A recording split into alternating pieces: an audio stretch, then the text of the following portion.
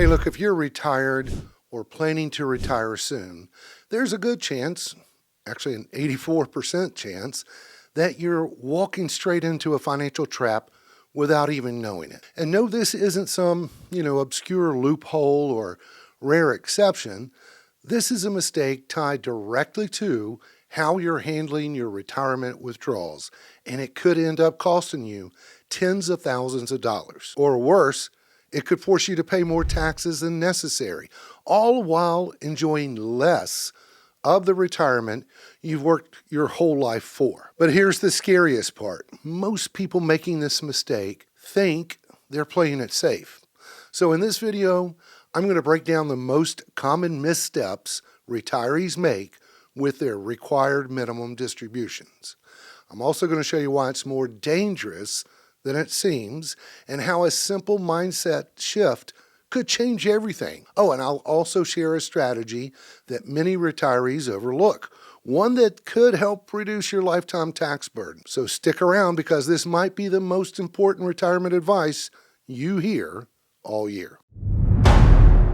So look, JP Morgan recently released a study that uncovered a surprising and somewhat alarming pattern among retirees. According to their findings, a staggering 84% of individuals who have reached the age where required minimum distributions are mandatory, they're taking out only the bare minimum. On top of that, 80% of retirees who haven't yet reached RMD age haven't withdrawn a single dollar from their retirement accounts. Now look, at first glance, this might seem like responsible behavior. After all, why withdraw more than you need, right? But when you dig a little deeper, this trend raises some important questions.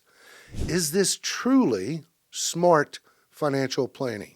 Or are these retirees unknowingly creating future tax burdens, limiting their lifestyle, or even setting themselves up for massive required withdrawals later in life? Oh, before we move on, if we haven't met yet, my name is Keith Wilson, and I am a financial advisor helping folks just like you with their retirement planning. You may want to subscribe to the channel. While you're at it, give this video a thumbs up. It really helps get this information out there, and I would appreciate it. Now, for those unfamiliar, RMD stands for Required Minimum Distributions. It's the amount that the IRS requires you to withdraw annually from tax-deferred retirement accounts once you hit a certain age. Traditional IRAs, 401ks, 403bs, and similar accounts are subject to this rule, while Roth IRAs, they're not, because Roth contributions are made with money that's already been taxed. Traditional accounts use pre-tax dollars, and the IRS eventually wants their cut, which is why RMDs exist in the first place. The Secure Act 2.0 raised the RMD age to 73 as of 2024, with another increase to 75 coming by 2033. If you fail to make your RMD, penalty can be steep, 25% of the amount you should have taken. Hey, fix it within 2 years, that penalty drops to 10%, but either way, it's a costly mistake that can be easily avoided. RMDs are calculated using your retirement account balance as of December 31st of the previous year and dividing it by your life expectancy factor, which the IRS publishes in tables. For example, let's say you're 75 years old with $500,000 in a traditional 401k or an IRA, and your factor is 24.6 on that IRS table. Your RMD for the year would be around $20,325. As you age, that factor decreases, meaning you'll need to take out a larger percentage each year. Now, while retirees are absolutely permitted to withdraw more than the required minimum, many choose not to, either out of caution or habit or a desire to preserve their savings as long as possible. Now, on the surface, this might seem like a wise, conservative approach, but in reality, it can set off a chain reaction that creates larger problems down the road. Here's why. When you're only withdrawing the minimum, your account often continues to grow, especially if it's still earning investment returns. And while growth is, hey, that's usually a good thing, right? It can actually backfire in this case because the IRS calculates your RMD based on both your age and your account balance. So if your balance grows faster than you're withdrawing, your future required distributions, look, they can balloon to much higher amounts. Let's revisit our earlier example. So imagine a retiree who's 75 and has $500,000 in a traditional 401k or IRA. If they only take out that minimum each year and the account continues to grow at a modest rate, they could find themselves at 85 with possibly an account worth, say, $800,000. Now, at that age, the IRS life expectancy factor drops to 16, meaning their new RMD would jump to $50,000. That's a massive distribution, especially if they don't actually need that much money to cover their living expenses. And remember, RMDs from traditional accounts are fully taxable as income. So, not only are you being forced to take out more money, but you're also triggering a much larger tax bill. This could push you into a higher tax bracket.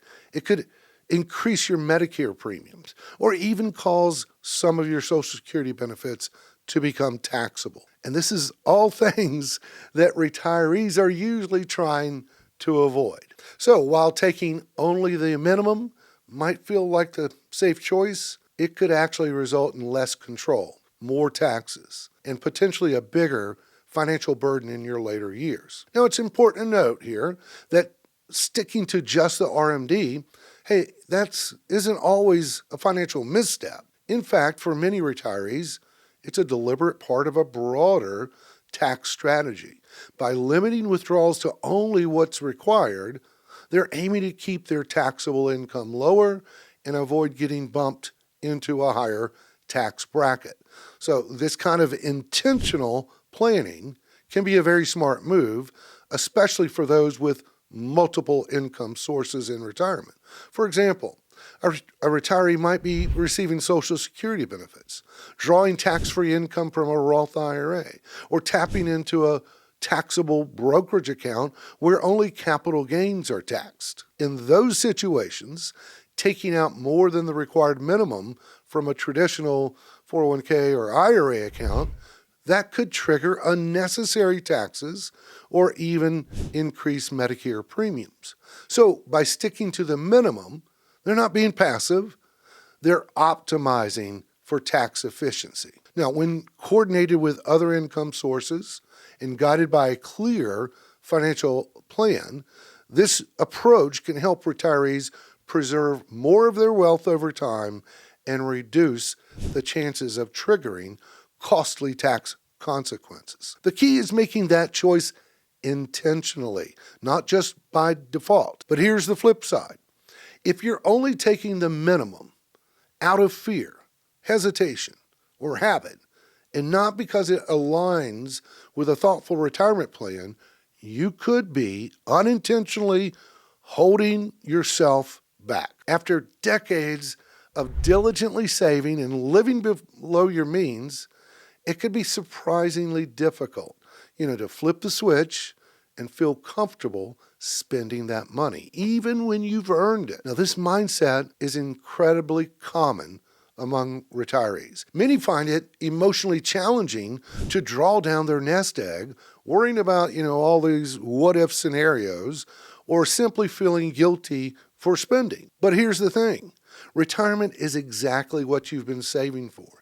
This is the moment you've been planning and preparing for your entire working life. And while the fear of outliving your money, hey, that's real and it is valid, it's also important to recognize that spending trends, they naturally decline in retirement. Research consistently shows that most retirees spend more in the early years, known as the go-go phase, when they're healthy and they're active and they're excited to travel or try new experiences. Now, as time goes on, that typically slows down during the slow-go years and eventually spend far less in the no-go years when health and mobility begin to limit the activity. So in the end, sticking strictly to your RMD isn't inherently wrong.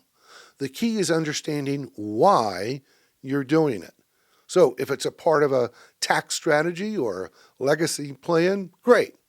But if you're doing it out of fear, habit, or misinformation, it could be limiting your lifestyle unnecessarily. That's why I always say retirement is meant to be enjoyed, not just survived.